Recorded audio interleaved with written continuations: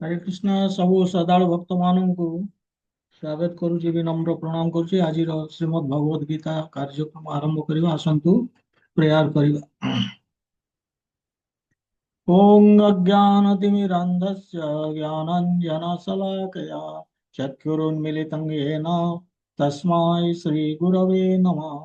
नमो विष्णुपादाय कृष्णप्रेष्ठाय भूतले श्रीमते भक्तिवेदान्त स्वामिनिति नामिने।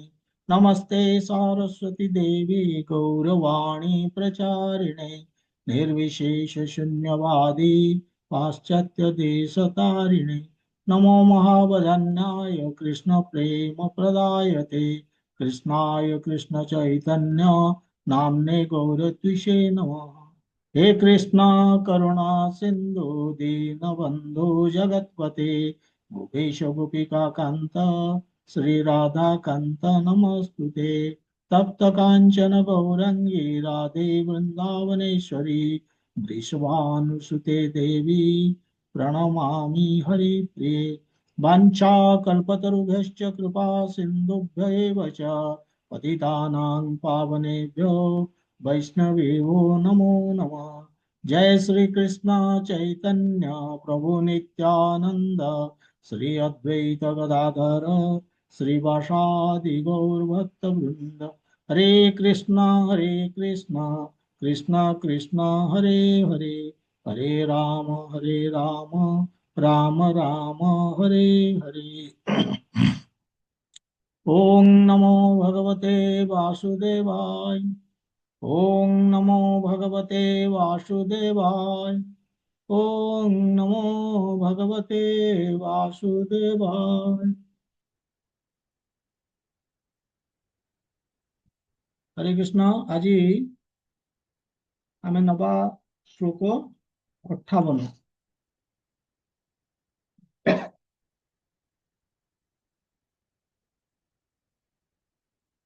आम 57 पर्यंत कंप्लीट करिचे द्वितीय अध्याय सांख्य योग। आज 58 श्लोक आम नवा। तेरे श्लोकटी आम आरंभ करने पूर्वर टिके बैकग्राउंड जे अर्जुनंकर स्थित प्रज्ञ संबंध में पचारुचंदी। स्थित प्रज्ञ जे कि जहाँकर आत्म अनुभूति है दिव्य स्तर रे दिव्य चेतना रे अवस्थान करुचंदी। बुद्धि मन स्थिर हो जाइए कृष्ण भक्ति रे कृष्ण चेतना रे। तेरे यही होचंदी स्थित प्रज्ञ। ये चारोटी प्रश्न थिला। जे प्रथम प्रश्न थिला जे आमे स्थित प्रज्ञ को केम जानिबा देखिले जे ये स्थित प्रज्ञ तांकर लक्षण कौन। तो कृष्ण तार उत्तर दे देइचंदी जे जो गुड़िक जो कामना गुड़िक मनरु बाहरे से कामना गुड़िक जो मनरु बाहरे ताकू सेथुरु मुक्त हो जाई स्थित प्रज्ञ जे सेथुरु मुक्त होइचंती। एवं जो मुक्त हला परे तांकर मन शुद्ध होइची एवं से शुद्ध मन को अवस्थान करिचंती कोठी आत्मारे एवं आनंद अनुभव करुचंती। ये होची तांकर लक्षण जे सबु कामना को कामनारु मुक्त होइकी शुद्ध मन को अवस्थान करिचंती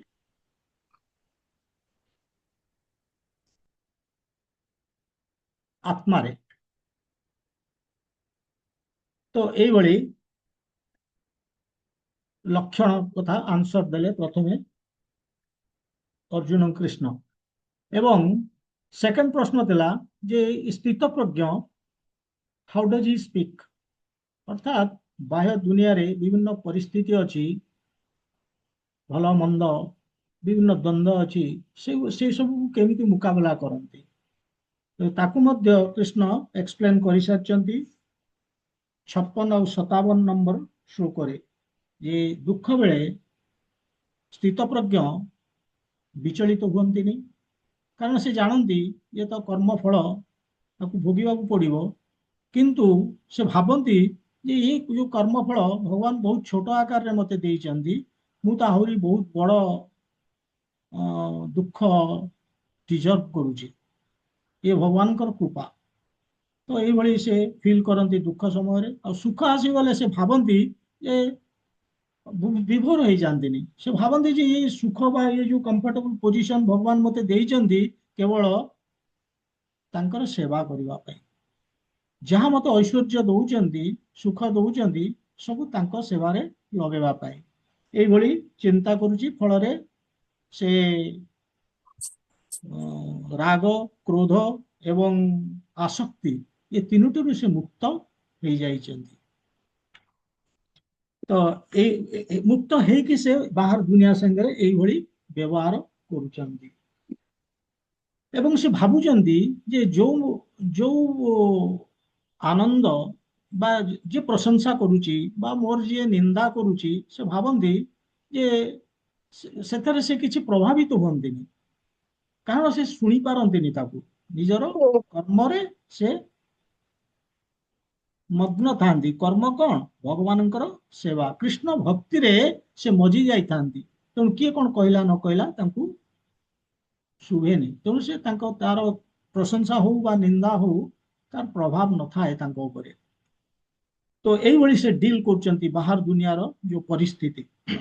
ତ ବର୍ତ୍ତମାନ କୃଷ୍ଣ ପ୍ରଶ୍ନ ପଚାରୁଛନ୍ତି, ଯୋଉ ଅର୍ଜୁନ ଯୋଉ ପଚାରିଛନ୍ତି, ଯୋଉ ଥାର୍ଡ ପ୍ରଶ୍ନ, କିଂ ଆସୀତ, ମାନେ କେମିତି ସେ ବସନ୍ତି ସ୍ଥିତ ପ୍ରଜ୍ଞ, ଅର୍ଥାତ୍ ସେ କେମିତି ତାଙ୍କର ଯୋଉ ଇନ୍ଦ୍ରିୟ ମାନଙ୍କୁ ସଂଯମ କରନ୍ତି, କଣ୍ଟ୍ରୋଲ କରନ୍ତି, ସେ ବିଷୟ ପଚାରୁଛନ୍ତି। ଏବଂ ସେଇ ବିଷୟ ବର୍ତ୍ତମାନ 58 ଶ୍ଲୋକରୁ 63 ଶ୍ଲୋକ ପର୍ଯ୍ୟନ୍ତ 6ଟି ଶ୍ଲୋକରେ ଭଗବାନ କେମିତି କଣ୍ଟ୍ରୋଲ କରନ୍ତି ତାଙ୍କର ଇନ୍ଦ୍ରିୟକୁ ସ୍ଥିତ ପ୍ରଜ୍ଞ କହିବେ। ଆମେ ଆଜି 58 ନମ୍ବର ପ୍ରଥମେ ନବା। ଆସନ୍ତୁ ମୁଁ ଡିସପ୍ଲେ କରୁଛି, ଗୋଟେ ସେକେଣ୍ଡ।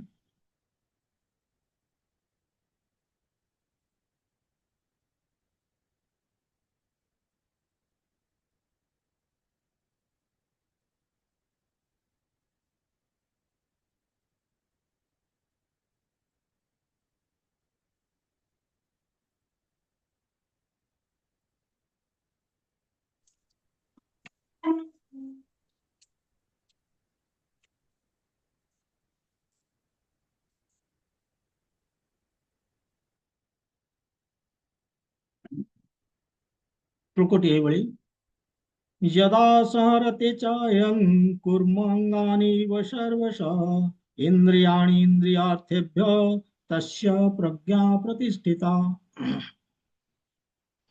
ଏଠି କହୁଛନ୍ତି यदा संहरते चायं, ଯେତେବେଳେ ସେ କଣ୍ଟ୍ରୋଲ କରିବାକୁ ବା ଭିତରକୁ ନେଇଯିବା ପାଇଁ ବା ଦୂରେଇ ନେବା ପାଇଁ ଚେଷ୍ଟା କରନ୍ତି, କଣ? ଇନ୍ଦ୍ରିୟାଣୀ, ଇନ୍ଦ୍ରିୟ ମାନଙ୍କୁ। କାହାଠୁ?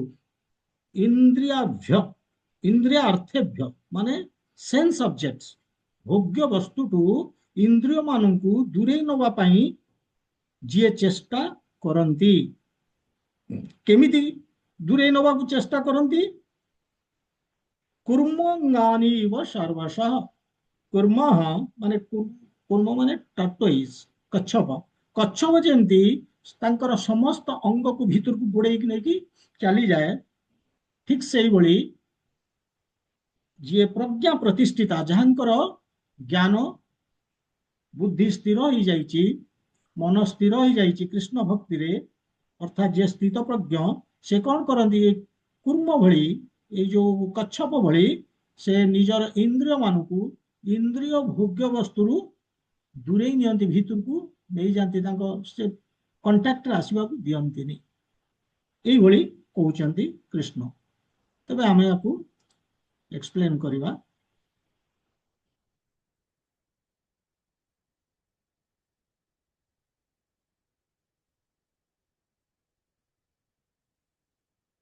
ତେବେ ଇଏ ଗୋଟେ ବହୁତ ଇଣ୍ଟରେଷ୍ଟିଂ ଶ୍ଲୋକ। କାହିଁକି ନା ଭଗବାନ ଏଥିରେ କହୁଛନ୍ତି ଇନ୍ଦ୍ରିୟ ସଂଯମ, ଯୋଉଟା କି ବହୁତ ଡିଫିକଲ୍ଟ ଜିନିଷ। ଏ ଦୁନିଆରେ ସବୁ କିଛି କରିହବ, କିନ୍ତୁ ଏଇ ଯୋଉ ଇନ୍ଦ୍ରିୟକୁ କଣ୍ଟ୍ରୋଲ କରିବା, ସଂଯମ କରିବା, ଏତେ ସହଜ ବ୍ୟାପାର ନୁହେଁ। କିନ୍ତୁ କୃଷ୍ଣ ଏଥିରେ କହିବାକୁ ଯାଉଛନ୍ତି ବହୁତ ସହଜ ଉପାୟ। ଏଇ 6ଟି ଶ୍ଲୋକ ମାଧ୍ୟମରେ ସେ କହିବେ କେମିତି ଆମେ ଇନ୍ଦ୍ରିୟକୁ କଣ୍ଟ୍ରୋଲ କରିବା। ତେବେ ପ୍ରଭୁପାଦ ତାଙ୍କର ପର୍ପଟରେ ପ୍ରଥମ ଗୋଟେ ଷ୍ଟେଟମେଣ୍ଟ ଦଉଛନ୍ତି, which is very important। ସେ କହୁଛନ୍ତି ଏ ଦୁନିଆରେ ଯିଏ ଯୋଗୀ, ମୁନି, ଋଷି, ଗୁଣୀ, ଜ୍ଞାନୀ ଯୋଉମାନେ, ତାଙ୍କୁ ଆମେ ଜାଣିବା କେମିତି ସେ ଯୋଗୀ ବୋଲିକି? ତାଙ୍କର ପରୀକ୍ଷା କଣ କଣଟା ଆମେ ଟେଷ୍ଟ କଲେ ଆମେ ଜାଣିବା ଯେ ସେମାନେ ଆକ୍ଚୁଆଲି ଯୋଗୀ ଗୁଣୀ।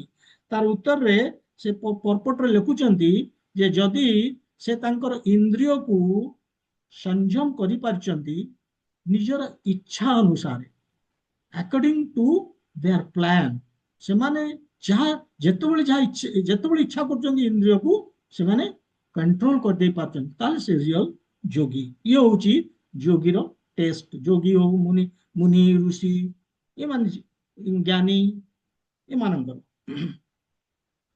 ଏବଂ ଭକ୍ତ ମଧ୍ୟ ଆତ୍ମଜ୍ଞାନୀ। ତେଣୁ ଏଇ ହଉଛି ପରିଚୟ ଟେଷ୍ଟ ଅଫ ଏ ଯୋଗୀ, ଯେ according to plan he can withdraw senses from sense objects. ଯୋଉ ଭୁକ୍ୟ ବସ୍ତୁରୁ ଇନ୍ଦ୍ରିୟକୁ ସେ ଦୂରେଇ ନେବେ, କଣ୍ଟାକ୍ଟରେ ଆସିବାକୁ ଦେବେନି।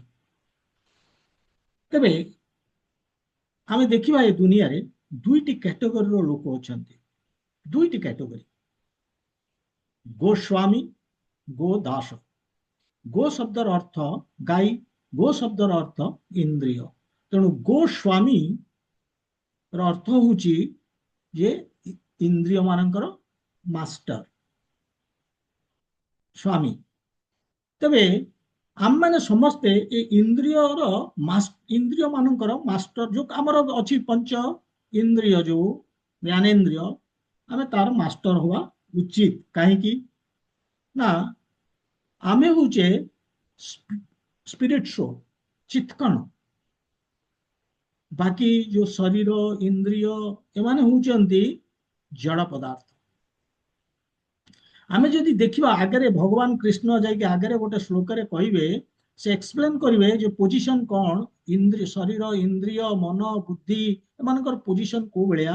ଯେ ମାନେ ଶରୀର, ଏଇ ଯୋଉ ଶରୀର ଆମେ ଦେଖୁଛେ ସେ ସ୍ଥୂଳ, ତାଠୁ ଟିକେ କମ ସ୍ଥୂଳ ହଉଛି ଇନ୍ଦ୍ରିୟ କିନ୍ତୁ ସ୍ଥୂଳ, ଏବଂ ଇନ୍ଦ୍ରିୟଠୁ ସୂକ୍ଷ୍ମ ହଉଛି ମନ, ମନଠୁ ସୂକ୍ଷ୍ମ ହଉଛି ବୁଦ୍ଧି, ସବୁଠୁ ସୂକ୍ଷ୍ମତମ ହଉଛି ସ୍ପିରିଟ ସୋଲ, ବୋଲେ ଆମେ ନିଜେ ଆତ୍ମା। ତେଣୁ ଆତ୍ମା ଯେହେତୁ ସୂକ୍ଷ୍ମତମ, ଯେହେତୁ ସ୍ପିରିଟ ସୋଲ ଅତି ଉତ୍କୃଷ୍ଟତର ଉଚ୍ଚରେ ଅଛି, ନ୍ୟାଚୁରାଲି ଏ ନିକୃଷ୍ଟତର ଜିନିଷ ଯୋଉଟା ଇନ୍ଦ୍ରିୟ, ତାକୁ କଣ୍ଟ୍ରୋଲ କରିବା କଥା। ଯଦି କଣ୍ଟ୍ରୋଲ ଯିଏ କରିପାରୁଛି, ଆମେ କହିପାରିବା ଯେ ସିଏ ହଉଛନ୍ତି ଗୋ ସ୍ୱାମୀ। କିନ୍ତୁ ଏ ଦୁନିଆରେ ଅନେକ ଲୋକ ଅଛନ୍ତି ଯେଉଁମାନେ ଇନ୍ଦ୍ରିୟକୁ କଣ୍ଟ୍ରୋଲ କରିପାରୁନାହାନ୍ତି, ରାଦର ଇନ୍ଦ୍ରିୟ ସେମାନଙ୍କୁ କଣ୍ଟ୍ରୋଲରେ ରଖିଛି। ଇନ୍ଦ୍ରିୟର ଡିକ୍ଟେସନ ଅନୁସାରେ ସେମାନେ ଚାଲୁଛନ୍ତି। ଇନ୍ଦ୍ରିୟ ଯୁଆଡେ ଟାଣିଲା ସେମାନେ ସେଆଡେ ଗଲେ। ସେଇମାନଙ୍କୁ ଆମେ କଣ କହିବା? ସେମାନେ ହଉଛନ୍ତି ଗୋ ଦାସ। କାହିଁକି ନା ସେମାନେ ଇନ୍ଦ୍ରିୟର ଡିକ୍ଟେସନ ଅର୍ଥାତ ଇନ୍ଦ୍ରିୟର ସେବକ, ସେମାନେ ସର୍ଭେଣ୍ଟ। ଏବଂ ଦୁନିଆରେ ମେଜରିଟି 99.9% ସମସ୍ତ ହଉଛନ୍ତି ଗୋ ଦାସ, ଇନ୍ଦ୍ରିୟର ସର୍ଭେଣ୍ଟ। ଇନ୍ଦ୍ରିୟ ଯାହା କହୁଛି ସେଇ ଅନୁସାରେ ଆମେ ଚାଲିଛେ। ଏ ଦୁନିଆରେ ସମସ୍ତ ହଉଛନ୍ତି ଗୋ ଦାସ, ସର୍ଭେଣ୍ଟ ଅଫ ଦ ସେନ୍ସେସ୍। ଅର୍ଜୁନଙ୍କର କ୍ୱେଶ୍ଚିନ୍ କଣ ଥିଲା ଯେ how yogi sits, how does a yogi sit, ସେ କେମିତି କଣ୍ଟ୍ରୋଲ କରନ୍ତି ତାଙ୍କର ଇନ୍ଦ୍ରିୟକୁ? ତାର ଉତ୍ତର ହଉଛି ଯେ ବା ଆଉ ଟେଷ୍ଟ କଣ ଗୋଟେ ଯୋଗୀ, ତାର ଉତ୍ତର ହଉଛି ଯୋଗୀ ନିଜର ସେନ୍ସକୁ ସଂଯମତାର ସହିତ ବ୍ୟବହାର କରନ୍ତି। ଯୋଗୀ ହଉ ଭକ୍ତ ହଉ ଯିଏ ବି ହଉ, ସଂଯମତାର ସହିତ ସେ ଇନ୍ଦ୍ରିୟକୁ ବ୍ୟବହାର କରନ୍ତି। He is not guided or dictated by senses. ଇନ୍ଦ୍ରିୟ ତାଙ୍କୁ ନିର୍ଦ୍ଦେଶ ଦଉନି ବା ଇନ୍ଦ୍ରିୟର ନିର୍ଦ୍ଦେଶ ଅନୁସାରେ ସେମାନେ ଚାଲୁନାହାନ୍ତି। ଯିଏ ଯୋଗୀ ତାର ଇନ୍ଦ୍ରିୟକୁ ସେ ଏଇଭଳି ବ୍ୟବହାର କରନ୍ତି। ଏକୁ ବୁଝିବା ପାଇଁ ଆମେ ଦୁଇଟି ମାନେ ତୁଳନାତ୍ମକ ସାମଞ୍ଜସ୍ୟ ଥିଲା ଭଳିଆ ଜିନିଷ ଆମେ ନେଇକି ବୁଝେଇ ପାରିବା। ଆନାଲୋଜି, ତାକୁ ଇଂଲିଶରେ ଆମେ କହୁଛେ ଆନାଲୋଜି। ଆନାଲୋଜି କଣ ନା, ଗୋଟେ ହଉଛି ପ୍ରଭୁପାଦ ତାଙ୍କର ପର୍ପଟରେ କହୁଛନ୍ତି ଯେ ଇନ୍ଦ୍ରିୟ ମାନଙ୍କୁ ତୁଳନା କରାଯାଇଛି କାହା ସାଙ୍ଗରେ? ଆମର ବିଷଧର ସର୍ପ ସାଙ୍ଗରେ।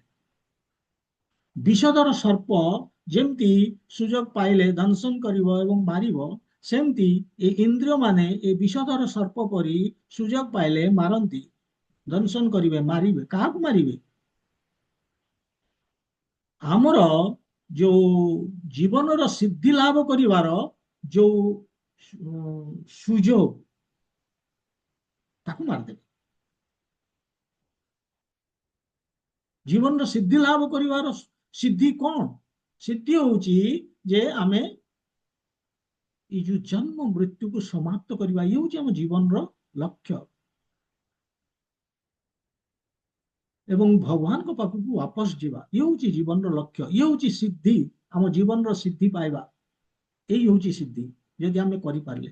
କିନ୍ତୁ ଏଇ ଯୋଉ ସିଦ୍ଧି ପାଇବାର ଯୋଉ ସୁଯୋଗଟାକୁ ସେମାନେ, ଏଇ ଇନ୍ଦ୍ରିୟ ମାନେ ନଷ୍ଟ କରନ୍ତି। କାହିଁକି ନା ସେମାନେ ଭୋଗ ବିଳାସ ଆଡକୁ ଆମକୁ ଟାଣି ନିଅନ୍ତି।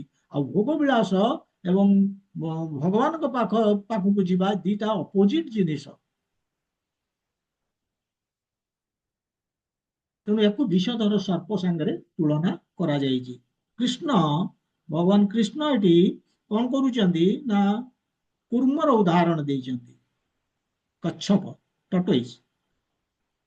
ସେ କହୁଛନ୍ତି ଯେ ଯେମିତି କୁର୍ମ କଣ କରୁଛି ନା କିଛି ବିପଦ ଦେଖିଲା ବାହାର ଦୁନିଆରେ, କୌଣସି ଶତ୍ରୁ, ସେ ସାଙ୍ଗେ ସାଙ୍ଗେ ସର୍ବାଙ୍ଗ, ତାର ସର୍ବାଙ୍ଗ ମାନେ ସବୁ ଅଙ୍ଗ ଗୁଡିକ ଭିତରକୁ ନେଇଯାଉଛି ଏବଂ ସେ ଯୋଉ ଭିତରକୁ ନେଇଯାଉଛି ତାପରେ ସେ ଗୋଟେ ଗୋଟେ ପିଣ୍ଡୁଳା ଭଳିଆ ଦିଶିବ, ଗୋଟେ ଷ୍ଟୋନ ଟାଇପ ର ପୁରା, ଯୋଉଥିରେ ହାତୀ ଯଦି ପାଉଣ୍ଡ ପକେଇବ ସେ ବି ତାର କିଛି ହବନି, ସେ ସେଫ୍ ହେଇକି ପୁରା ନିରାପଦରେ ରହିବ। ଯେମିତି ସେ ଭିତରକୁ ନେଇଯାଉଛି, ସେମିତି ଯିଏ ସ୍ଥିତ ପ୍ରଜ୍ଞ ସେ କେମିତି ବ୍ୟବହାର କରୁଛି ନା ଯେତେବେଳେ ଭୋଗ୍ୟ ବସ୍ତୁ ଦେଖୁଛି ସେ ନେଇଯାଉଛି ଭିତରକୁ। ଯେତେବେଳେ ଭୋଗ୍ୟ ବସ୍ତୁ ସେନ୍ସ ଅବଜେକ୍ଟସ ଯେତେବେଳେ ଦେଖୁଛି ତାର ଇନ୍ଦ୍ରିୟ ଗୁଡିକ ସେ ଭିତରକୁ ନେଇଯାଉଛି। ଏଇଭଳି ତେଣୁ ଭଗବାନ କହୁଛନ୍ତି ଆମେ ଜାଣିବା ଦରକାର ଯେ ଆମର ଇନ୍ଦ୍ରିୟ ମାନଙ୍କୁ ଗୋଟେ ଇନ୍ଦ୍ରିୟ ମାନଙ୍କର ଗୋଟେ ପର୍ଟିକୁଲାର ଉଦ୍ଦେଶ୍ୟ ଅଛି। ଆମେ କୋଉଠି କୋଉ ପର୍ପସରେ ତାକୁ ବ୍ୟବହାର କରିବା ଆମେ ତାକୁ ଜାଣିବା ଦରକାର। ସେ ପର୍ପସ କଣ? ସେ ପର୍ପସ ହଉଛି ঋଷିକେୟୀନ ঋଷିକେଶ ସେବନଂ ଭକ୍ତିରେ ଉଚ୍ୟତେ। ଆମର ଚୈତନ୍ୟ ଚରିତ୍ରାମୃତରେ ଇଏ ଲେଖା ହେଇଛି। ମାନେ ଋଷିକେୟନ ମାନେ ଏଇ ଇନ୍ଦ୍ରିୟ ମାନଙ୍କର କାମ ହେଲା ଋଷିକେଶ ସେବନଂ, ଭଗବାନଙ୍କର ସେବା କରିବା। ଋଷିକେଶ କିଏ? ଭଗବାନ ଶ୍ରୀକୃଷ୍ଣ। କଣ୍ଟ୍ରୋଲର ଅଫ ସେନ୍ସେସ୍, ଯିଏ ଇନ୍ଦ୍ରିୟକୁ କଣ୍ଟ୍ରୋଲ କରିପାରନ୍ତି, କଣ୍ଟ୍ରୋଲ କରନ୍ତି, ସେ ହଉଛନ୍ତି ଋଷିକେଶ, ଭଗବାନ ଶ୍ରୀକୃଷ୍ଣ। ତେଣୁ ତାଙ୍କର ସେବା କରିବା ହଉଛି ମାନେ ଏଇ ଇନ୍ଦ୍ରିୟ ମାନଙ୍କର କାମ। ତେଣୁ ସେଇ ପର୍ପସରେ ଯେତେବେଳେ ଭଗବାନଙ୍କର ସେବା ଅଛି ଆମେ ସେଇ ପର୍ପସରେ ଇନ୍ଦ୍ରିୟକୁ ବାହାର, କୁର୍ମ ଭଳି ଯେମିତି କୁର୍ମ ବାହାର କରୁଛି ସେମିତି ଆମେ ବାହାର କରିବା ବାହାର ଦୁନିଆକୁ। ଅଦରୱାଇଜ ବାହାର କରିବାନି, ଅଦରୱାଇଜ ତ ଭୋଗ୍ୟ ବସ୍ତୁ ଥିବ। ତେଣୁ ଭଗବାନ କହୁଛନ୍ତି ଋଷିକେନ ଋଷିକେଶ ସେବନଂ, ଏ ସେନ୍ସେସ୍ ଗୁଡିକୁ ଭଗବାନଙ୍କର ଭକ୍ତିରେ ବା ଭଗବାନଙ୍କର ସେବାରେ ଲଗେଇବାର ଅଛି। କାହିଁକି? କାରଣ ଏଇ ଯୋଉ ଇନ୍ଦ୍ରିୟ ଗୁଡିକ ଇଏ କିଏ ଦେଇଛନ୍ତି ଆମକୁ? ଭଗବାନ ଦେଇଛନ୍ତି। ଏ ଶରୀର ଇନ୍ଦ୍ରିୟ ଏ ଭଗବାନ ଦେଇଛନ୍ତି। ଯେମିତି ବାପା ଖେଳନାଟିଏ ଦିଏ ପିଲାକୁ, କଣ ପାଇଁ ଦିଏ? ଖେଳିବ, ଆନନ୍ଦ ପାଇବ, ଖୁସି ହବ। ସେମିତି ଆମେ ମଧ୍ୟ କହିଲେ ଭଗବାନଙ୍କୁ ଯେ ଆମେ ଉପଭୋଗ କରିବୁ, ଆନନ୍ଦ ପାଇବୁ, ଉପଭୋଗ କରିବୁ, ତେଣୁ ଆମକୁ ସେ ଚାନ୍ସ ଦିଆଯାଉ। ତେଣୁ ଭଗବାନ ଦେଇଛନ୍ତି ଏଇ ଖେଳନା, ଏଇ ଇନ୍ଦ୍ରିୟ ରୂପକ ଖେଳନା। କହିଲେ ଠିକ ଅଛି, ନେ ଇନ୍ଦ୍ରିୟ ନିଏ, ଭୌତିକ ଦୁନିଆକୁ ଯା, ଏନ୍ଜୟ କର, କିନ୍ତୁ ଯେତେବେଳେ ଦୁଃଖୀ ହବୁ ମୋ ପାଖକୁ ପଳେଇ ଆସିବୁ। ଆଉ ଦୁଃଖୀ ତ ତୁ ହବୁ, କାହିଁକି ନା ଯୋଉଠିକି ଯାଉଛୁ ସେଟା ଦୁଃଖାଳୟ, ସେଟା ଅଶାଶ୍ୱତ, ସେଠି ସବୁ ଜିନିଷ ଟେମ୍ପୋରାରୀ। ତେଣୁ ତତେ ସୁଖ ମିଳିବନି, ସୁଖ ବି ଟେମ୍ପୋରାରୀ। ତେଣୁ ଯେତେବେଳେ ଦୁଃଖୀ ହବୁ ମୋ ପାଖକୁ ପଳେଇ ଆସିବୁ। ଆଉ କାହିଁକି ଦୁଃଖୀ ହବୁ? ଆନାଦର ରିଜନ ଯେ ଆମେ ହଉଛେ ତାଙ୍କର ଅଂଶ। ଗୋଟେ ଅଂଶ ଗୋଟେ ହୋଲ ର କଣ ତାର ସମ୍ପର୍କ ରହିଛି। ଯେମିତି ଗୋଟେ ମେସିନ ଗୋଟେ ମେସିନ ପାର୍ଟ, ସେ ଯଦି ଅଲଗା ହେଇଯାଉଛି ସେ ପାର୍ଟଟା, ତାର କିଛି କାମକୁ ନାହିଁ, ସେ କିଛି କରିପାରିବନି। ଯୋଉ ପର୍ଯ୍ୟନ୍ତ ସେ ମେସିନ ସାଙ୍ଗରେ ଯୋଡି ନ ହେଇଛି ସେ କିଛି କରିପାରିବନି। ତେଣୁ ତାର କାମ ହେଲା ସେ ମେସିନ ସାଙ୍ଗରେ ଯୋଡି ହବା, ଅର୍ଥାତ୍ ମେସିନର ସେବା କରିବା, ସେ ପାର୍ଟର। ସେମିତି ଇଏ ଆମେ ହଉଛେ ତାଙ୍କର ପାର୍ଟ, ଅଂଶ। ତେଣୁ ତାଙ୍କର ସେବା କରିବା ଇଏ ହଉଛି ଆମର ସ୍ୱରୂପ, ବାସ୍ତବିକ ପୋଜିସନ। କିନ୍ତୁ ଆମେ ଚାହିଁଲେ ଉପଭୋଗ କରିବା ପାଇଁ, ଯୋଉଟା କି ଆମର ପୋଜିସନ ନୁହେଁ। ସେଥିପାଇଁ ଭଗବାନ କହୁଛନ୍ତି ଯେ ଦୁଃଖୀ ହବୁ, ତେଣୁ ଯେତେବେଳେ ଦୁଃଖୀ ହବୁ ମୋ ପାଖକୁ ଫେରି ଆସିବୁ, ଚେଷ୍ଟା କରିବୁ। ତା ଅର୍ଥ କଣ? ଏଇ ଯୋଉ ଇନ୍ଦ୍ରିୟ ଏ ଭଗବାନ ଦେଇଛନ୍ତି ଆମକୁ, ଏହାର ଉଦ୍ଦେଶ୍ୟ ହଉଛି ଭଗବାନଙ୍କର ସେବା କରିବା। କାହିଁକି ନା ଏ ଇନ୍ଦ୍ରିୟ ଏ ଶରୀର ଭଗବାନଙ୍କର। ଉଦାହରଣ ସ୍ୱରୂପ, ଯଦି ଜଣେ ଗୋଟେ ଭଡା ଘରେ ଅଛି, ରେଣ୍ଟେଡ ହାଉସରେ, ଏବଂ ସେ ଭାବିବ ଯେ ଭଡା ଘରଟି ମୋର, ମୁଁ ମାଲିକ, ତାର ପ୍ରୋବ୍ଲେମ ସେଇଠୁ ଆରମ୍ଭ ହେଲା। କାହିଁକି ନା ଭଡା ଘରଟା ତାହାର ନୁହେଁ, ମାଲିକ ଆଉ ଜଣେ କିଏ ଅଛି, ଏବଂ ସେ ମାଲିକ ଯୋଉ ଅନୁସାରେ ଚାହିଁବ ସେଇ ଅନୁସାରେ ସେ ଘରଟିକୁ ବ୍ୟବହାର କରିବ। ନଟ୍ ଦାଟ୍ କି ନିଜ ଇଚ୍ଛା ଅନୁସାରେ ଘରଟିକୁ ବ୍ୟବହାର କରିବ।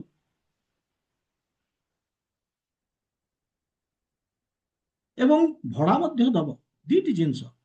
ସେମିତି ଏ ଭଗବାନ ଯୋଉ ଶରୀରଟିଏ ଦେଇଛନ୍ତି ଆମକୁ, ଇନ୍ଦ୍ରିୟ ଶରୀର, ଏ ଶରୀରଟା ଗୋଟେ, ସେ ଗୋଟେ ଘର ଏବଂ ଭଡା ଘର। ତାରି ଭିତରେ ଆମେ ଅବସ୍ଥାନ କରୁଛେ। ଇଏ ହଉଛି ଭଗବାନଙ୍କର ଏ ଶରୀର, ଏବଂ ତା ଭିତରେ ଆମେ ଅବସ୍ଥାନ କରୁଛେ। ତେଣୁ ଏଇ ଯୋଉ ଭଡା ଘର ଇଏ ଭଗବାନଙ୍କର। ଆମକୁ ଭଗବାନଙ୍କର ଇଚ୍ଛା ଅନୁସାରେ ଏ ଶରୀରର ବ୍ୟବହାର କରିବାକୁ ପଡିବ, ଏ ଇନ୍ଦ୍ରିୟ ମାନଙ୍କର ବ୍ୟବହାର କରିବାକୁ ପଡିବ ତାଙ୍କ ଇଚ୍ଛା ଅନୁସାରେ।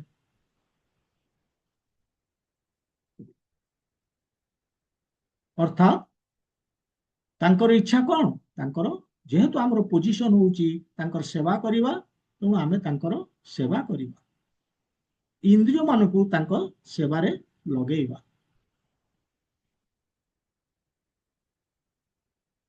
ସେଥିପାଇଁ ଭଗବାନ ଏଠି କହୁଛନ୍ତି ଯଦା, ତେଣୁ ୟୁଜ ଜାଣିବା ଦରକାର। ସେଥିପାଇଁ ଭଗବାନ ଏଠି କହୁଛନ୍ତି ଯଦା ସାରତେ ଚାୟଂ କୁର୍ମ ଅଙ୍ଗାନିବ ସର୍ବସ, ଯେମିତି କୁର୍ମ କଚ୍ଛପତାର ସବୁ ସର୍ବାଙ୍ଗ ନେଇକି ଚାଲି ଯାଉଛି ଭିତରକୁ ବିପଦ ଦେଖିଲେ, ସେମିତି ଭୋଗ୍ୟ ବସ୍ତୁ ଦେଖିଲେ ସେହି ବିପଦ କାହା ପାଇଁ?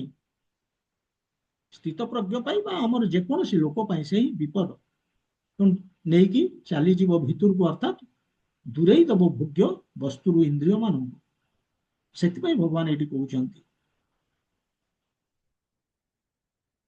ତେଣୁ ସ୍ଥିତପ୍ରଜ୍ଞ ଜାଣୁଛି, ଯାହାଙ୍କର ବୁଦ୍ଧି ସ୍ଥିର ହେଇଯାଇଛି, ସ୍ଥିତପ୍ରଜ୍ଞ କୃଷ୍ଣ ଚେତନାରେ, ସେ ଜାଣୁଛନ୍ତି ଯେ କେତେବେଳେ ଏ ଇନ୍ଦ୍ରିୟ ମାନଙ୍କୁ ଭୋଗ୍ୟ ବସ୍ତୁରୁ ଦୂରେଇ ନେବେ। କେବଳ କୃଷ୍ଣଙ୍କ ସେବାରେ ସେ ଇନ୍ଦ୍ରିୟଙ୍କୁ ଲଗାନ୍ତି, ତା ନହେଲେ ସେ ବ୍ୟବହାର କରନ୍ତି ନାହିଁ ଇନ୍ଦ୍ରିୟକୁ, ସ୍ଥିତପ୍ରଜ୍ଞ। ତେଣୁ କହିବାର ଉଦ୍ଦେଶ୍ୟ ଶ୍ଲୋକରେ ଯେ ଇନ୍ଦ୍ରିୟର ବ୍ୟବହାର କିଛି ଖରାପ ନୁହେଁ, କିନ୍ତୁ ଆମେ ଜାଣିବା ଦରକାର ଏବଂ ଆମେ ତାକୁ ବ୍ୟବହାର କରିବା ଦରକାର ଯେତେବେଳେ ଦରକାର। ନା ଇନ୍ଦ୍ରିୟର ଡିକ୍ଟେସନ ଅନୁସାରେ ଆମେ ତାକୁ ବ୍ୟବହାର କରିବା। ଆମେ ନିଜେ ଜାଣିବା ଦରକାର ତାର ବ୍ୟବହାର କେତେବେଳେ ହବା ଉଚିତ। ଯଦି ମୁଁ ତାଙ୍କର ଡିକ୍ଟେସନ ଅନୁସାରେ ଜାଣିଲି, କାହାର? ଇନ୍ଦ୍ରିୟ ମାନଙ୍କର ଡିକ୍ଟେସନ ଅନୁସାରେ, ତାଙ୍କ ନିର୍ଦ୍ଦେଶ ଅନୁସାରେ ଆମେ ଯଦି କଲେ, ଆକ୍ଟ କଲେ, ତାହେଲେ କଣ ହେଲେ? ଆମେ ଆଉ ମାଷ୍ଟର ହେଲେନି ଇନ୍ଦ୍ରିୟ ମାନଙ୍କର, ତାଙ୍କର ସ୍ୱାମୀ ହେଲେନି, ଆମେ ଦାସ ହେଲେ, ଇନ୍ଦ୍ରିୟ ମାନଙ୍କର ସେବକ ହେଇଗଲେ, ସର୍ଭାଣ୍ଟ। ଆମ ପୋଜିସନ ବର୍ତ୍ତମାନ ସେଇଆ। କାହିଁକି ନା ଆମେ ଆମର ମାଷ୍ଟରକୁ ଭୁଲି ଯାଇଛେ। ଆମର ମାଷ୍ଟର କିଏ? ଭଗବାନ ଶ୍ରୀକୃଷ୍ଣ। ଆମେ ତାଙ୍କୁ ଭୁଲି ଯାଇଛେ। ଆମେ ତାଙ୍କୁ ଭୁଲିକି ଇନ୍ଦ୍ରିୟର ସେବା କରୁଛେ, ସେବକ ହେଇଛେ, ସର୍ଭାଣ୍ଟ ହେଇଛେ ଇନ୍ଦ୍ରିୟର, ଯୋଉଟା କି ମାୟା ଶକ୍ତି ଭଗବାନଙ୍କର।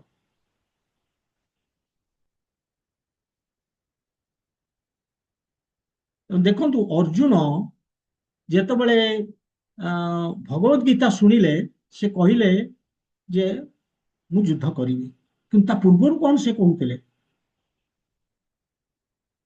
ତା ପୂର୍ବରୁ ସେ କହୁଥିଲେ ମୁଁ ଯୁଦ୍ଧ କରିବି ନାହିଁ। କାହିଁକି ନା ଏମାନେ ମୋର ନିଜ ଲୋକ, ଏମାନଙ୍କୁ କେମିତି ମାରିବି, ମତେ ଭଲ ଲାଗୁନି। ଅର୍ଥାତ୍ ତାଙ୍କ ଇନ୍ଦ୍ରିୟକୁ ସୁଖ ଲାଗୁନି, ସେଇଟା ନମ୍ବର ୱାନ। ନମ୍ବର ଟୁ, ପାପ ଲାଗିବ। ସବୁ ନିଜ ଇନ୍ଦ୍ରିୟ କଥା ଚିନ୍ତା କରୁଛନ୍ତି, ଉପଭୋଗ କରିପାରିବିନି। ସେମାନେ ଚାଲିଯିବେ ଦୁନିଆରୁ, ମୁଁ କାହାକୁ ନେଇକି ରାଜ୍ୟ ଯୋଉ ପାଇଲି ଉପଭୋଗ କରିବି? ସବୁ ଇନ୍ଦ୍ରିୟ କଥା। ଇଏ ହଉଛି ମ୍ୟାଟେରିଆଲ ମାନେ କାଲକୁଲେସନ, ଭୌତିକ ହିସାବ ନିକାଶ ଜିନିଷ ଗୁଡିକ ଏଗୁଡିକ, ଯାହାକି ବନ୍ଧନର କାରଣ। ଯଦି ଆମେ ନିଜର ଇନ୍ଦ୍ରିୟର ଡିକ୍ଟେ, ଆମକୁ ଯୋଉଟା ଇନ୍ଦ୍ରିୟ ସୁଖ ଲାଗୁଛି ଯୋଉ ଅନୁସାରେ ଆମେ କରିବା, ସେଇଟା ହଉଛି ବନ୍ଧନର କାରଣ। କିନ୍ତୁ ଆମେ ଯଦି ଭଗବାନଙ୍କ ସେବାରେ ଇନ୍ଦ୍ରିୟ ମାନଙ୍କୁ ଲଗେଇଦବା, ତାହେଲେ ସିଏ ହବ ମୁକ୍ତିର କାରଣ। This is the difference. ସେଥିପାଇଁ ଭଗବାନ କହୁଛନ୍ତି ଯଦା ସଂହରତେ ଚାୟଂ କୁର୍ମଙ୍ଗାନି ସର୍ବଶଃ। ଯିଏ ଜାଣୁଛି ଯେ କେମିତି ମୁଁ ବ୍ୟବହାର କରିବି ଇନ୍ଦ୍ରିୟକୁ, ଏଥିରୁ ଜଣା ପଡିବ ସେ ଦିବ୍ୟ ଚେତନାରେ ଅବସ୍ଥାନ କରୁଛି, ତାର ବୁଦ୍ଧି ସ୍ଥିର ହେଇଯାଇଛି କୃଷ୍ଣ ଚେତନାରେ, ସେ ସ୍ଥିତ ପ୍ରଜ୍ଞ। ତେବେ ଯାହା ହଉ ଏ ଶ୍ଲୋକରେ ଭଗବାନ କେବଳ ଏତିକି କହିଲେ, use of senses like କଚ୍ଛପ Kurram, ଏଇଆ କହୁଛନ୍ତି, ଆଉ କିଛି ବେଶୀ କଥା କହୁନାହାନ୍ତି। ଯେମିତି ଟର୍ଟୋଇଜ ୱିଡ୍ର କରିକି ନେଇକି ଚାଲି ଯାଉଛି ତାର ସବୁ ଅଙ୍ଗ ଗୁଡିକୁ ଯେତେବେଳେ ବିପଦ ଦେଖୁଛି, ସେମିତି ସ୍ଥିତ ପ୍ରଜ୍ଞ ଯେତେବେଳେ ଦେଖୁଛି ଭୋଗ୍ୟ ବସ୍ତୁ, ସେଠୁ ଦୂରେଇ ଯାଉଛି କଚ୍ଛପ ଭଳି। ତେଣୁ ୟୁଜ ଅଫ ସେନ୍ସେସ୍ କଥା କହୁଛନ୍ତି, କେମିତି ଆମେ ବ୍ୟବହାର କରିବା ସେନ୍ସକୁ, ଏଇ କୁର୍ମ ଭଳି ଭୋଗ୍ୟ ବସ୍ତୁ ଦେଖିଲେ ନେଇଯିବା। କିନ୍ତୁ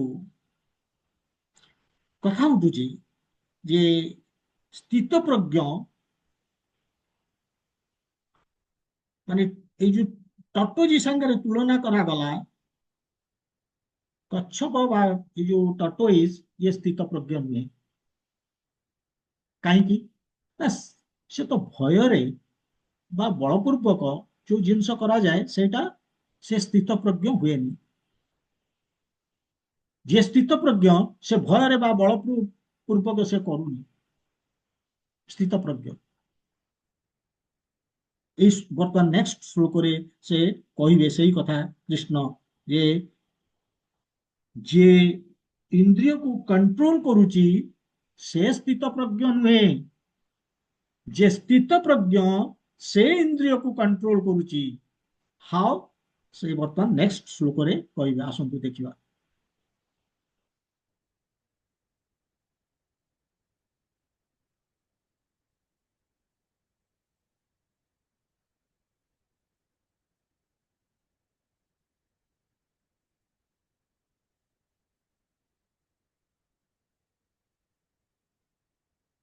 এই ଶ୍ଲୋକରେ କହୁଛନ୍ତି ବିଷୟା ବିନିବର୍ତ୍ତନ୍ତେ ନିରାହାରସ୍ୟ ଦେହିନଃ ରସବର୍ଜଂ ରସୋପି ଅସ୍ୟ ପରଂ ଦୃଷ୍ଟ୍वा ନିବର୍ତ୍ତତେ।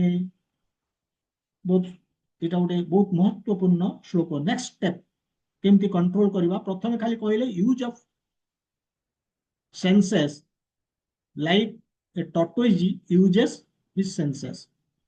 ଯେମିତି ତାର ସେନ୍ସକୁ ସେ ବ୍ୟବହାର କରୁଛି ବିପଦ ଦେଖିଲେ, ସେମିତି ସ୍ଥିତ ପ୍ରଜ୍ଞ ଭୋଗ୍ୟ ବସ୍ତୁ ଦେଖିଲା ମାନେ ସେ ୱିଡ୍ର କରି ଆଣୁଛି, ସେଥିରୁ ଦୂରେଇ ଯାଉଛି, ନେଇଯାଉଛି ଇନ୍ଦ୍ରିୟ ମାନଙ୍କୁ। କିନ୍ତୁ ବର୍ତ୍ତମାନ ଏଠି ସେ କଣ କହୁଛନ୍ତି, ବିଷୟା ବିନିବର୍ତ୍ତନ୍ତେ ନିରାହାରସ୍ୟ ଦେହିନଃ। ଦେହିନ, ଦେହିନ କିଏ? ଏମ୍ବଡିଡ ସୋଲ, ମାନେ ଶରୀରଧାରୀ ଆତ୍ମା, ଯୋଉ ଆତ୍ମା ଶରୀର ଭିତରେ ଅଛି, ଦେହିନ। ତେଣୁ ଦେହିନ ବିଷୟ ବିନିବର୍ତ୍ତନ୍ତେ ନିରାହାରସ୍ୟ, ବିଷୟା ବିନିବର୍ତ୍ତନ୍ତେ, ଯୋଉ ଭୋଗ୍ୟ ବସ୍ତୁରୁ, ଯୋଉ ଇନ୍ଦ୍ରିୟ ଭୋଗ୍ୟ ବିଷୟ ବସ୍ତୁରୁ ଦୂରରେ ରହିବାକୁ जे अभ्यास करे जो एम्बॉडीड सोल केमिति निराहारस्य बलपूर्वक न खाई निहि आहारस्य नेगेटिवली जी करे कले कौन हम भगवान कहते रस वर्जन माने से जो टेस्ट को से छाड़िला कौन सी भोग्य वस्तुर टेस्ट को से दूरे जावा फल टेस्ट को छाड़िला रस वर्जन रस अपि छाड़िले मध्य रस रहिला भितरे टेस्ट पुणी रही भितरे केमिति जीव परम दृष्टवा निवर्तते परम शब्दर अर्थ होचंदी भगवान परम शब्दर अर्थ इटी प्रॉपर हायर टेस्ट उच्च रुचि उच्च स्वाद ताकू कही उच्च स्वाद उच्च रुचि ही भगवान केवल दुनिया आउ कहीं नुहति तेज परम दृष्टवा जेतबळे भगवानंकर आमे तांकू जेतबळे अनुभव करिबा तांकर टेस्ट जेतबळे पाइबा ये ऑटोमेटिकली ये जो स्वाद जो भोग वासनार जो स्वाद से चली जीव केवल दिस इज द वे या भगवान एतरे कहउछन आमे आपु एक्सप्लेन करिबा विशद भाव रे आसंतु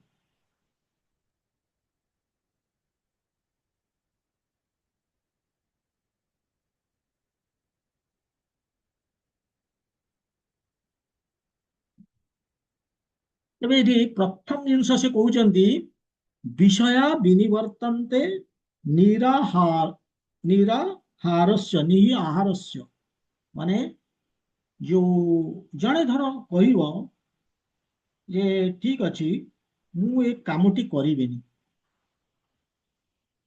कले सिना मु कर्म बंधन रे पड़ुची कारण कर्म कले प्रतिक्रिया आसुची आम जहाँ कर्म कर प्रतिक्रिया आसुची प्रतिक्रिया अर्थ होची सेटा कर्म फल मत भोगिबा को हबो ए जन्म हो पर जन्म हो ताको भोगिबा को कर्म बंधन रे पड़ुची तेणु जड़े भाव मुझे कर्म कले मोर प्रतिकार आसो मु कर्म बंधन रे पड़िबी मु करिबिनी कर्म फॉर एग्जांपल मु खाइले सिना मु भेज भेज भेज खाए नॉन भेज खाए आमिष बा निरामिष जहाँ भी खाए मोर प्रतिक्रिया अच्छी खाद्य खाइबारे एवं मु कर्म बंधन रे पड़िबी मु जदि न खाइबी किंतु ये कौन संभव मु जदि न खाइबी मु बंचिबी केमिति तेणु forceful negation does not stand तिष्ठिबनी बलपूर्वक आम कौन सी जिनस को दबेवा चाहिए कंट्रोल करने चाहिए ये संभव नुहे कहीं ना प्रत्येक जो व्यक्ति तार किसी ना किसी अल्प बहुत स्वाधीनता अच्छी भगवान से स्वाधीनता आम से हस्तक्षेप करें बाय फोर्स इवन गोटे चाइल्ड गोटे छोट पिला को जदि आम फोर्स करवा से विंडिक्टिव रिवोल्ट कर गोटे सेकेंड पावर ये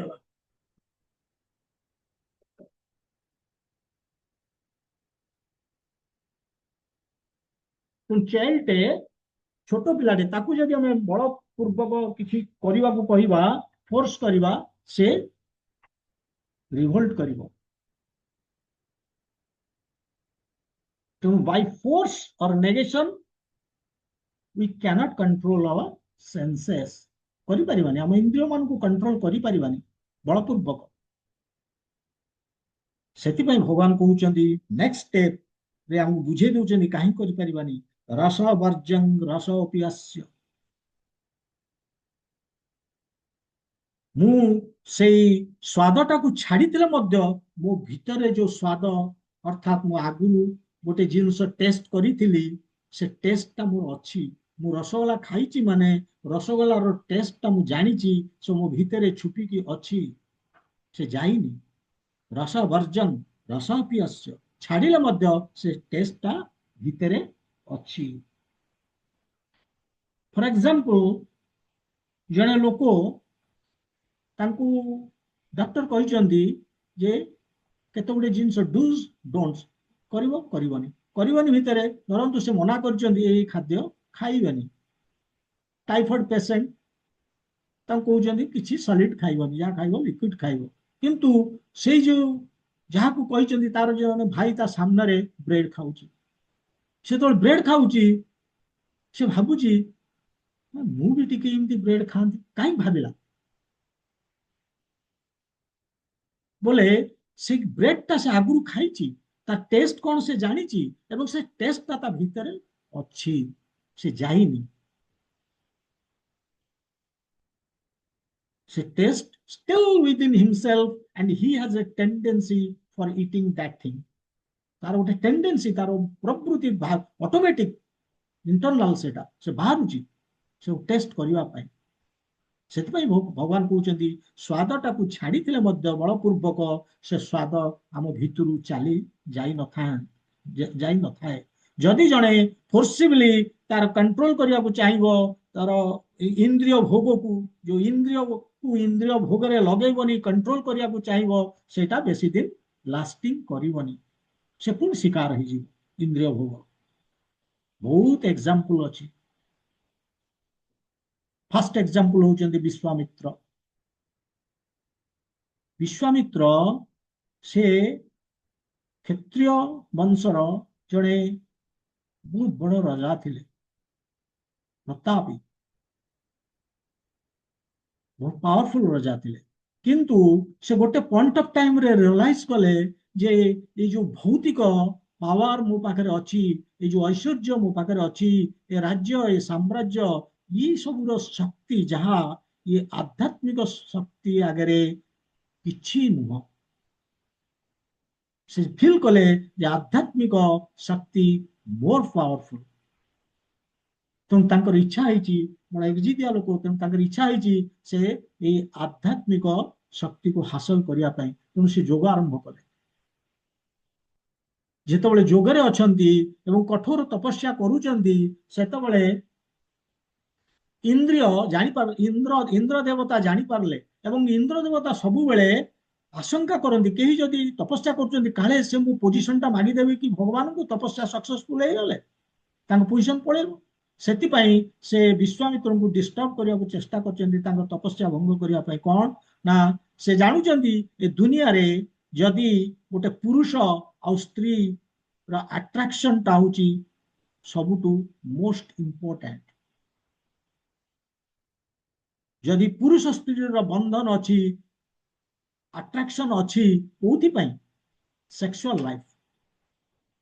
ସେଥିପାଇଁ ଭଗବାନ ଇନ୍ଦ୍ର ଦେବତା କଣ କଲେ ନା ମେନକାଙ୍କୁ, ବହୁତ ତାଙ୍କ ପାଖରେ ଅଛନ୍ତି ସେନ୍ସ ସବଜେକ୍ଟ, ସେ ମେନକାଙ୍କୁ ପଠେଇଲେ ଏବଂ ମେନକାଙ୍କୁ ପଠେଇକି ତାଙ୍କୁ ଡିଷ୍ଟର୍ବ କରିବା ପାଇଁ ମେନକାଙ୍କୁ ପଠେଇଛନ୍ତି। ମେନକା ଆସିକି ଯେତେବେଳେ ତାଙ୍କର କାଚର ଶବ୍ଦ ସେ କରୁଛନ୍ତି ତାଙ୍କ ସାମ୍ନାରେ, ବିଶ୍ୱାମିତ୍ର ଜାଣିପାରିଲେ ଜଣେ ସ୍ତ୍ରୀ ଲୋକ ମୋ ସାମ୍ନାରେ, କାଚର ରୁଣଝୁଣ ଶବ୍ଦ ଶୁଣିକି। ତେଣୁ ପ୍ରଥମେ ତାଙ୍କର କର୍ଣ୍ଣେନ୍ଦ୍ରିୟ ଓପେନ ହେଇଗଲା, ପ୍ରଥମ ଇନ୍ଦ୍ରିୟ ସେଇଟା। ନେକ୍ସଟ ଯେତେବେଳେ ସେ ଏଇଭଳି ଭାବୁଛନ୍ତି ଯେ ମୋ ପାଖରେ ଜଣେ କିଏ ସୁନ୍ଦରୀ ସ୍ତ୍ରୀ ମୋ ସାମ୍ନାରେ, ବହୁତ ସୁନ୍ଦର ଖୁସବୁ ଆସିଗଲା ଏବଂ ତାଙ୍କ ନାକରେ ପଶିଗଲା, ସେକେଣ୍ଡ ଇନ୍ଦ୍ରିୟ ଆଫେକ୍ଟେଡ,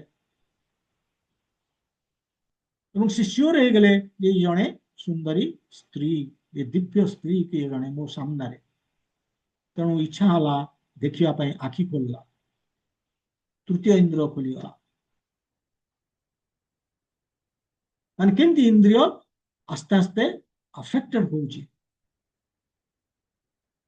ସେଥିପାଇଁ ପରେ ସେ ମେନକାଙ୍କୁ ଆଟ୍ରାକ୍ଟେଡ ହେଇଯାଇଛନ୍ତି, ସଙ୍ଗ କରିଛନ୍ତି ଏବଂ ଶକୁନ୍ତଳାଙ୍କର ଜନ୍ମ ହୋଇଛି। ସେଇଭଳି ସୌଭରୀ ମୁନି ସିଏ ବି ପାଣି ଭିତରେ କଠୋର ତପସ୍ୟା କରୁଥିଲେ, ଅସମ୍ଭବ ତପସ୍ୟା, କିନ୍ତୁ ସେ ପାଣି ଭିତରେ ଥିଲା ଭିତରେ ସୌଭରୀ ମୁନି ସେ ହଠାତ୍ ଗୋଟେ ସମୟରେ ଦେଖିଲେ ଯେ ମତ୍ସ୍ୟ ଦମ୍ପତିଙ୍କର ତାଙ୍କର ମୈଥୁନ ଜୀବନଟାକୁ ସେ ଦେଖିପାରୁଛନ୍ତି, ସେକ୍ସୁଆଲ ଲାଇଫ, ଏବଂ ଆଟ୍ରାକ୍ଟେଡ ହେଇଛନ୍ତି। ମାନେ ଦେଖନ୍ତୁ, ମାନେ ମାଛ ସେଟାରେ ମଧ୍ୟ ସେ ଆଟ୍ରାକ୍ଟେଡ ହେଇଗଲେ, ତାଙ୍କର ସେକ୍ସୁଆଲ ଲାଇଫ କୁ ଅବଜର୍ଭ କରିକି ସେ ଆଟ୍ରାକ୍ଟେଡ ହେଇଗଲେ। ସେ ତପସ୍ୟା ଛାଡି ଦେଇଛନ୍ତି, ଆସିଛନ୍ତି ଏବଂ ମନ୍ମଥ ମହାରାଜଙ୍କର ଯୋଉ 50ଟି ସ୍ତ୍ରୀ ବା ଝିଅ ତାଙ୍କୁ ସେ ବିବାହ କରିଛନ୍ତି।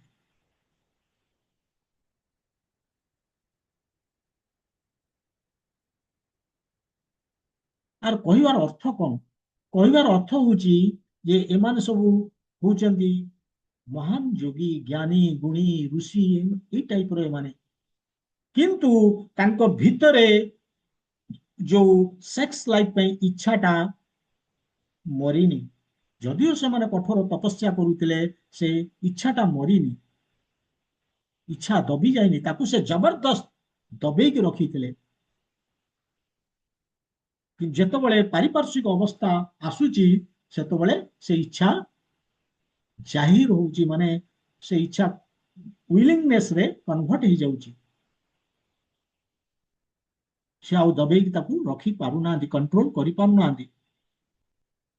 ଭଗବାନ କହୁଛନ୍ତି ଏଇଭଳି, ସେ ଯୋଉ କହିଲେ ବର୍ତ୍ତମାନ ଏଇଠି ରସବର୍ଜଂ ଅପି ରସବର୍ଜଂ ରସୋପି ଅସ୍ୟ, ତାମାନେ ଆମେ ଯଦି ଆମର ଇନ୍ଦ୍ରିୟ ମାନଙ୍କୁ ଜବରଦସ୍ତ ଆମେ କଣ୍ଟ୍ରୋଲରେ ରଖିବାକୁ ଚେଷ୍ଟା କରିବା, ଇଏ ଠିକ ନୁହେଁ, ହେଇପାରିବନି। ଏବଂ ଟେଷ୍ଟକୁ ଛାଡି ଆମେ ସେ ରସକୁ ଆମେ ଜବରଦସ୍ତ ରଖୁଛେ ଯେ ରସଟାକୁ ଛାଡିଦେଲେ ବୋଲିକି, ସେ ଟେଷ୍ଟଟାକୁ ଛାଡିଦେଲେ କହୁଛନ୍ତି ଟେଷ୍ଟ ପୁଣି ଭିତରେ ରହୁଛି। ତାର ସଲ୍ୟୁସନ କଣ, ସମାଧାନ କଣ? ସେ ସମାଧାନ ଭଗବାନ ବି ଦଉଛନ୍ତି। ପରମ ଦୃଷ୍ଟ୍ୱା ନିବର୍ତ୍ତତେ। ଯେତେବେଳେ ଆମେ ଆଧ୍ୟାତ୍ମିକ ପଥରେ ଆମେ ଅଗ୍ରସର ହବା, ଆମେ ଆଉ ଏଇ ଯୋଉ ବଳପୂର୍ବକ କୌଣସି ଜିନିଷ ଚେଷ୍ଟା କରିବାନି, ଆବଶ୍ୟକତା ନାହିଁ। ସେତେବେଳେ ଆମେ ଏଇ ଇନ୍ଦ୍ରିୟ ଭୋଗ, ଭୌତିକ ଭୋଗକୁ ଆମେ ଇଜିଲି ତ୍ୟାଗ କରିପାରିବା। ଆମ ଭିତରେ ଆଉ ସେ ଇଚ୍ଛାଟା ବି ରହିବନି। ଯୋଉ ଇଚ୍ଛାଟା ରହୁଛି, ଆମେ ଯେତେବେଳେ ବଳପୂର୍ବକ ତାକୁ କରୁଛେ କଣ୍ଟ୍ରୋଲ, ଆମର ଇଚ୍ଛାଟା ଭିତରେ ରହୁଛି, କିନ୍ତୁ ଯେତେବେଳେ ଆଧ୍ୟାତ୍ମିକ ପଥରେ ଆମେ ଅଗ୍ରସର ହବା, ଏଇ ଇଚ୍ଛା ଚାଲିଯିବ। ଯେକୌଣସି ଭୋଗ୍ୟ ବସ୍ତୁ ପାଇଁ ଆମର ଇଚ୍ଛା, এই হচ্ছে ডিফারেন্স। পরম দৃষ্টা নিবর্ততে। আর অর্থ কଣ? পরম দৃষ্টা নিবর্ততে, ତା ମାନେ ସେଇ ଲୋକ, ସେଇ ସ୍ଥିତପ୍ରଜ୍ଞ, ଏଇ ପରମ ଦୃଷ୍ଟ ମାନେ ସେଇ ଭଗବାନ ସେଇ ଜିନିଷଟାକୁ ସେ ଦେଖିଛନ୍ତି, ସେ ସେଇ ଟେଷ୍ଟଟା ପାଇଛନ୍ତି, ହାୟର ଟେଷ୍ଟ। ସେ ସେ ହାୟର ଟେଷ୍ଟଟା କଣ? ବହୁତ ସୁନ୍ଦର, ବହୁତ ଆଟ୍ରାକ୍ଟିଭ। এই ଭୌତିକ ସୁଖଠୁ, ଏ ଭୌତିକ ଭୋଗବାସନଠୁ ସେ ବହୁତ ଉଚ୍ଚ ସୁଖ, ହାୟର ଟେଷ୍ଟ ସେଇଟା। ସେ କିଏ? ସେ ହଉଛନ୍ତି କୃଷ୍ଣ, ଭଗବାନ ଶ୍ରୀକୃଷ୍ଣ। ଭଗବାନ ହଉଛନ୍ତି ଆମର ଷଡ଼ ଐଶ୍ୱର୍ଯ୍ୟ ପୂର୍ଣ୍ଣ, ଏବଂ କୃଷ୍ଣ ତାଙ୍କ ନାଁ ଏଇଥିପାଇଁ, କ୍ରିସ୍ ଶବ୍ଦର ଅର୍ଥ ହଉଛି ହୁ ଇଜ ଦ ମୋଷ୍ଟ ଆଟ୍ରାକ୍ଟିଭ। ন ଶବ୍ଦର ଅର୍ଥ ହଉଛି ହୁ ଗିଭ୍ସ ପ୍ଲେଜର, ଯିଏ ଆନନ୍ଦ ଦିଅନ୍ତି, ସ୍ପିରିଚୁଆଲ ପ୍ଲେଜର। ତେଣୁ ଯିଏ ମୋଷ୍ଟ ଆଟ୍ରାକ୍ଟିଭ, ଆମେ ଦେଖୁଛେ ଦୁନିଆରେ ସ୍ତ୍ରୀ ଆଉ ପୁରୁଷଙ୍କର ଆଟ୍ରାକ୍ସନ ଟା ରହୁଛି, କିନ୍ତୁ ଏଇ ଯୋଉ ଆମେ ସ୍ତ୍ରୀ ପୁରୁଷ ପ୍ରତି, ପୁରୁଷ ସ୍ତ୍ରୀ ପ୍ରତି ଆଟ୍ରାକ୍ଟେଡ ହେଇଯାଉଛି, କିନ୍ତୁ ଏଇ ଯୋଉ ଏମାନଙ୍କର ଯୋଉ ଆଟ୍ରାକ୍ସନ ଟା, ଏଇଭଳି ଆଟ୍ରାକ୍ଟିଭ ଜୀବ, ତାକୁ ତିଆରି କରିଛନ୍ତି କିଏ? ଭଗବାନ ଶ୍ରୀକୃଷ୍ଣ। ତେଣୁ ଯିଏ ତିଆରି କରିଛି ସେ କେତେ ଆଟ୍ରାକ୍ଟିଭ ନ ହେଇଥିବେ ନ୍ୟାଚୁରାଲି। ତେଣୁ ସିଏ ହଉଛନ୍ତି ଆଟ୍ରାକ୍ଟିଭ ଏବଂ ସିଏ ହଉଛନ୍ତି ସୋର୍ସ ଅଫ ପ୍ଲେଜର। କୃଷ୍ଣ ନ ମାନେ ଏଠି ନ ଯୋଉ ତାର ଅର୍ଥ ହଉଛି ହୁ ଗିଭ୍ସ ପ୍ଲେଜର। ତେଣୁ ଯେତେବେଳେ ଆମେ ତାଙ୍କୁ ଦେଖିବା, ତାଙ୍କର ଟେଷ୍ଟଟା ପାଇଯିବା, ତାଙ୍କର ତାଙ୍କୁ ଆମେ ପ୍ରାପ୍ତ କରିବା ବା ତାଙ୍କୁ ଅନୁଭବ କରିବା, ଅଟୋମେଟିକାଲି ଭୋଗ୍ୟ ବସ୍ତୁ ଆମ ଆଗରେ ତୁଚ୍ଛ ହେଇଯିବ। ଆପଣ ଦେଖିଥିବେ ପିଲାବେଳେ ଆମେ ଯେତେବେଳେ ପାଠ ପଢୁଥିଲେ, ଏଇ ଯୋଉ ଛୋଟ ଛୋଟ ଏଇ ଯୋଉ ଲେବନ ଚୁସ୍ କରିକି ମିଳୁଥିଲା 5 ପଇସାରେ, ଆମେ ସ୍କୁଲରୁ ବାହାରିଲେ ଏ 5 ପଇସା କୋଉଠୁ ଯୋଗାଡ଼ କରିକି ସେ ଦୌଡୁଥିଲେ ସେ ଲେବନ ଚୁସ୍ ପାଇଁ। ସେ ଲେବନ ଚୁସ୍ ପରେ ଆସିଲା ଚକୋଲେଟ, ଆମେ ଆଉ ଲେବନ ଚୁସ୍ ଖାଇଲେନି, ପୁଣି ଚକୋଲେଟ ପିଛା ଧାଇଁଲେ। ଚକୋଲେଟ ପରେ ଆସିଲା ଆଇସ୍କ୍ରିମ, पुणी चॉकलेट को छाड़ले आइसक्रीम पीछा पड़ले आइसक्रीम पर आसला संदेश संदेश पर आसला बर्फी तो जहाँ जहाँ आसूची आम हायर टेस्ट पाई जाऊे फल लोयर टेस्ट गुड़ा को आम छाड़ी दौचे ऑटोमेटिकली तेणु जमी जीवन रे हायर टेस्ट आम एमती भौतिक जीवन रे हायर टेस्ट गोटे पाइले लोयर टेस्ट को छाड़ी दौचे सेमती ये भगवान कहते ये तो भौतिक जीवन रे कथा किंतु स्टिल आम भोग्य वस्तु को छाड़ी पार्ले हायर टेस्ट पाइले किंतु जो हायर टेस्ट पाइले से गोटे भोग्य वस्तु द ओनली थिंग दैट जे से भोग्य वस्तु भितर गोटे निकृष्टतर थिला गोटे हायर टेस्ट थिला भगवान कहते भोग्य वस्तु को छाड़ा हम ताकू छाड़ा हायर टेस्ट हूँ स्पिरिचुअल एंगल रू से कहते भगवान श्रीकृष्ण जो आम जो अनुभव करवा पाइबा टेस्टा पाइबा ऑटोमेटिकली ये चली जीवो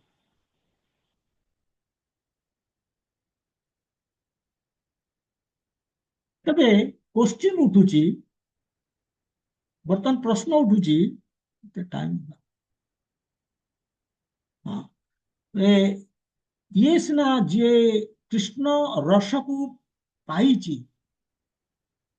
किए पाई स्थित प्रज्ञ एवं तांको आगे ये जो संसार बासना तुच्छ हो जाउची ऑटोमेटिकली किंतु जे संसार वासना रे अछंती भोग वासना रे कृष्ण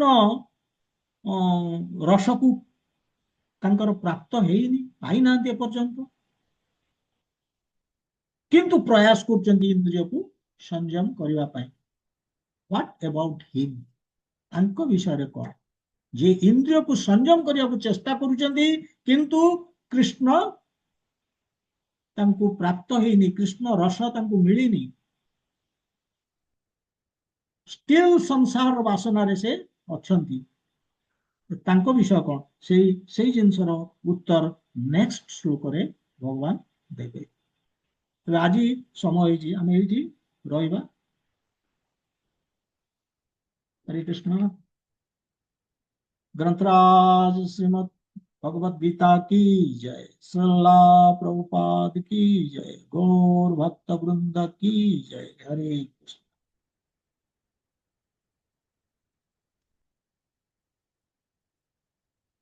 हरे कृष्ण।